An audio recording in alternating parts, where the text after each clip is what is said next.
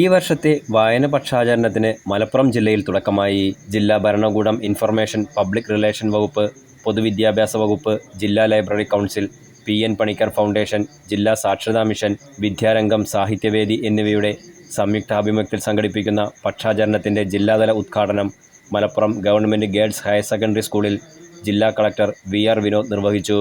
നിരന്തരം നവീകരിച്ചുകൊണ്ടിരിക്കുക എന്ന ദൗത്യമാണ് വായന മനുഷ്യരിൽ നിർവഹിച്ചുകൊണ്ടിരിക്കുന്നതെന്ന് ജില്ലാ കളക്ടർ പറഞ്ഞു. തീരുമാനങ്ങൾ എടുക്കാനുള്ള കപ്പാസിറ്റി, വിവിധ ജീവിതാനുഭവങ്ങളെപ്പറ്റി മനസ്സിലാക്കാനുള്ള കപ്പാസിറ്റി, വിവിധ ഭൂപ്രകൃതികളെ പറ്റിയുള്ള മനസ്സിലാക്കാനുള്ള കപ്പാസിറ്റി, വിവിധ ആചാരങ്ങളെപ്പറ്റി, അനുഷ്ഠാനങ്ങളെപ്പറ്റി, ജീവിത രീതിയെപ്പറ്റി, ഭക്ഷണ രീതിയെപ്പറ്റി, കാലാവസ്ഥകളെപ്പറ്റി, വിഭിന്നതയെപ്പറ്റി, നാനാത്വത്തിനെ പറ്റി എന്തെല്ലാം കാര്യങ്ങളാണ് പുസ്തകത്തിലൂടെ നമുക്ക് വായിക്കാൻ സാധിക്കുന്നത്.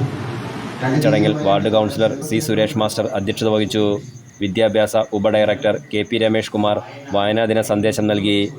പി.എം. പണിക്കർ ഫൗണ്ടേഷൻ ജില്ലാ കോർഡിനേറ്റർ എ. ഷഫ്ന വായനാദിന പ്രതിജ്ഞ ചൊല്ലിക്കൊടുത്തു. ജില്ലാ information officer K. Muhammad, library council joint secretary K. P. Ramanan, സാക്ഷരതാ മിഷൻ ജില്ലാ കോർഡിനേറ്റർ സി. അബ്ദുൾ റഹീദ്, വിദ്യാരംഗം ജില്ലാ കൺവീനർ വി. ഇന്ദിരാദേവി തുടങ്ങിയവർ സംസാരിച്ചു.